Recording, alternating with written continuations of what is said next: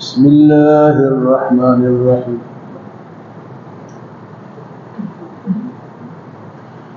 وَيَقُولُ الَّذِينَ آمَنُوا لَوْلَا نُزِّلَتْ سُورَةٌ فَإِذَا أُنزِلَتْ سُورَةٌ مُحْكَمَةٌ وَذُكِرَ فِيهَا الْقِتَالُ رَأَيْتَ الَّذِينَ فِي قُلُوبِهِم مَّرَضٌ يَنظُرُونَ إِلَيْكَ نَظَرَ الْمَغْشِيِّ عَلَيْهِ مِنَ الْمَوْتِ فَأَوْلَىٰ لَهُمْ طاعة وقول معروف فإذا عزموا الأمر فلو صدقوا الله لكان خيرا لهم فهل عصيتم إن توليتم أن تفسدوا في الأرض وتقطعوا أرحامكم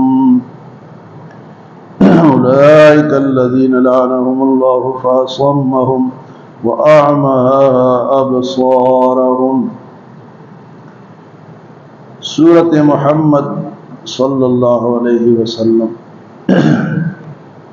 جہاد کا ذکر بھی اس میں ہے۔ مسلمان جب مظلوم تھے، مکہ مکرمہ میں تھے اور بہت تکلیفیں اٹھا رہے تھے، تو اس وقت ان کو جہاد کا حکم نہیں ہوا۔ اللہ پاک نے فرمایا کفوا ایدیکم واقیموا الصلاۃ وآتوا الزکاۃ، ہاتھ روکے رکھو، نماز پڑھو اور زکوٰۃ دو، بس یہ کام کرو، ہاتھ نہیں چلانا۔ جہاد ابھی اجازت اس کی، لیکن ادھر سے مصیبتیں بہت زیادہ تھی، کافر تنگ کرتے تھے اور مسلمانوں کو تکلیفیں دیتے تھے۔ تو مسلمانوں کی جب وہ مدینہ منورہ آپ تشریف لائے تو مسلمانوں کی یہ خواہش دل میں بار بار اٹھتی تھی کہ ہمیں بھی اجازت ہو ہم ان سے لڑیں، یہ جو ظلم کر رہے ہیں نا اس کے خلاف ہم اٹھیں اور لڑیں۔ لیکن مسئلہ یہ تھا کہ مکہ مکرمہ میں تو دو قسم کے لوگ تھے، یا کافر تھے یا مسلمان۔ مدینے میں آ کے ایک تیسرا گروہ پیدا ہو گیا جو کہ منافقین کا تھا، اور ایسے پکے منافق تھے کہ پتہ بھی نہیں چلنے دیتے تھے کہ یہ منافق۔ منافقین کا جو کردار ہے یہ ہر دور میں رہا ہے اور رہے گا۔ تو جب ان کی خواہش یہ ہوئی خالص مسلمان جو تھے کہ بھئی جہاد ہونا چاہیے، تو اللہ پاک نے جہاد کا حکم دے دیا۔ تو اس کا ذکر اللہ پاک فرماتے ہیں وَيَقُولُ الَّذِينَ آمَنُوا، اور ایمان والے کہتے ہیں لولا نزلت سورۃ، کیوں کوئی ایسی سورت نازل نہیں ہوتی جس میں جہاد کا ذکر ہو۔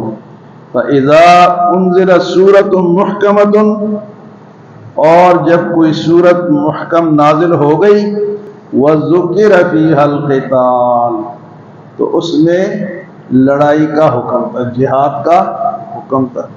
پہلے انہوں نے دل میں کہا کہ کوئی سورت نازل ہو، اللہ کا حکم آئے اور ہم جہاد کریں، ان کافروں سے جان چھڑائیں۔ تو جب جہاد کی آیت نازل ہو گئی ہے اس میں وَذُكِرَ فِيهَا الْقِتَالُ، اس میں قتال کا حکم تھا، قتال جہاد کو کہتے ہیں۔ تو پھر وہ جو تیسرا ٹولہ تھا نا منافقین کا، اب وہ سامنے آیا۔ فرمایا رَأَيْتَ الَّذِينَ فِي قُلُوبِهِم مَّرَضٌ يَنظُرُونَ إِلَيْكَ نَظَرَ الْمَغْشِيِّ عَلَيْهِ مِنَ الْمَوْتِ فَأَوْلَىٰ لَهُمْ، جب آپ نے یہ حکم سنا ہے بھائی جہاد کے لیے اب تیار ہو جاؤ، تو وہ آپ کو اس طرح دیکھتے تھے جس طرح کوئی مرنے والا جو ہے نا اس پہ موت کی غشی طاری ہو اور وہ لوگوں کو دیکھتا ہے، تو پھر یہ گھبرا گئے۔ رأیت الذین فإذا أنزلت سورة محکمة وذکر فیہا القتال رأیت الذین فی قلوبہم مرض، وہ لوگ جن کے دلوں میں مرض تھا۔ تو آج بھی ایسے لوگ ہیں۔ ابھی پچھلے دنوں میں، پچھلے مہینے میں پاکستان کے جید علماء کرام نے فلسطین کے بارے میں کہا کہ سارے مسلمانوں پر جہاد فرض ہے، تو منافقین سامنے آ گئے۔ میں کہا جی مولوی خود جا کے جہاد کریں، مولوی تو جہاد کریں گے لیکن حکم بھی تو مولوی سنائیں گے نا، تم تو نہیں سنا سکتے، نہ تمہیں پتہ ہے کہ کہاں حکم لکھا ہوا ہے۔ تو جب حکم ہوا تو ایک ہے وہ کون سا چودھری ہے جی جو اپنا جیلم کا ہے، فواد چودھری، اس نے کہا جی کہ یہ مولوی ویسے ہی کہتے ہیں میرے پاس آؤ، میں جہاد کے لیے سب کو بھیجوں گا، کرائے بھی دوں گا اور بندوبست بھی کروں گا۔ تو اللہ والے تو بے شمار ہے، ہر جگہ ہوتے ہیں۔ تو وہاں پہنچ گئے لوگ اور اس کے گھر کے باہر مظاہرہ کیا کہ یہ ہمارے پاسپورٹ ہیں اور یہ ویزے لگا کے دو اور ہمیں بھیج۔ اب وہ چھپ گیا۔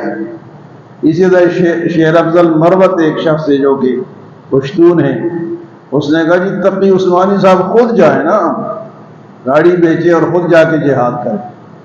تو تقی عثمانی صاحب تو خود جائیں یا نہ جائیں، تمہیں تو حکم سنا دیا، اب تمہاری منافقت چیک کرنی ہے، وہ کھل کر سامنے آ گئی، وہ خود جاؤ جی۔ تو تم یہ فتویٰ تم دو، وہ جہاد کے لیے چلے جائیں گے۔ عالم اور مفتی جو ہے اس کی مثال جرنل کی طرح ہوتی ہے، وہ فوجیوں کو لڑاتا ہے، خود تھوڑا لڑتا ہے۔ جرنل اگر خود جا کے لڑے تو سارے جرنل ختم ہو جائے تو فوج کو کون لڑائے گا؟ تو علماء کی مثال جرنل کی۔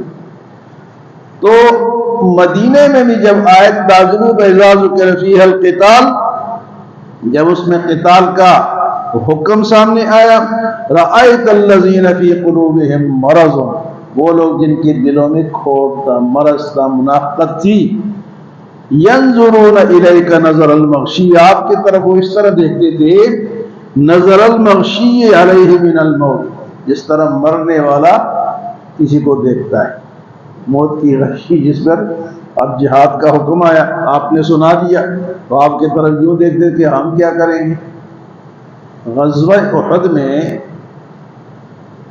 جہاں اللہ فرماتے کہ یہاں جا کے اس جگہ جہاد کرنے ہو تو صاف ذکر ہوتا، لیکن جہاں صاف نہ ہوتا وہ حضور صحابہ سے مشورہ کرتے، تو آپ نے صحابہ سے مشورہ کیا یہ لوگ آ گئے ہیں، ان سے کہاں لڑنا ہے، شہر کے اندر لڑنا ہے یا باہر لڑنا ہے؟ تو صحابہ نے مشورہ دیا کہ ہم نے باہر جا کے لڑنا ہے۔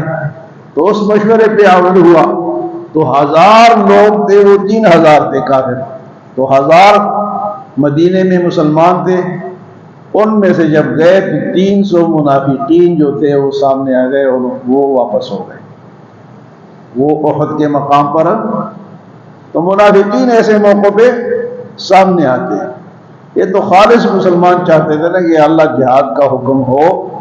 اب یہ جو انڈیا کے ساتھ ہے، اب دیکھو کتنے محاذوں پہ جہاد ہے، میڈیا کے محاذ پہ ہے اور فوج کی حمایت یا مخالفت میں بھی جہاد ہے۔ بھئی یہ موقع تمہاری مخالفت پر تو نہیں ہے کہ تم جا کے مخالفت کرو، ملک ہوگا تو تمہاری سیاست ہوگی نا، جب ملک ہی نہیں ہوگا تو سیاست کہاں کرو گے؟ تمہاری پارٹی کس ملک میں پھر جا کے کام کرے گی؟ اس ملک میں اگر تمہاری پارٹی نے کام کرنا ہے تو پھر پہلے ملک کی حفاظت کرو۔ تو جو لوگ لڑنے جا رہے ہیں، جہاد کے لیے جا رہے ہیں، تو ان کی حوصلہ افزائی کرو، یکجہتی کا مظاہرہ کرو، ان کی حمایت کرو تاکہ ان کو حوصلہ ہو۔ تو اللہ نے کرم کیا، جو مخالفین تھے اور اب بھی ہے، سوشل میڈیا پہ آپ دیکھتے ہیں کہ فوج کو عجیب عجیب گالیاں دیتے ہیں، لیکن اکثریت نے حمایت کی اور فوج نے حوصلہ کیا اور اللہ نے ہمیں فتح عطا فرمائی، جیسی تیسی بھی فتح ہے، لیکن دنیا نے یہ مان لیا کہ پاکستانی ایک مجاہد اور مضبوط قوم ہے، یہ کمزور قوم نہیں ہے۔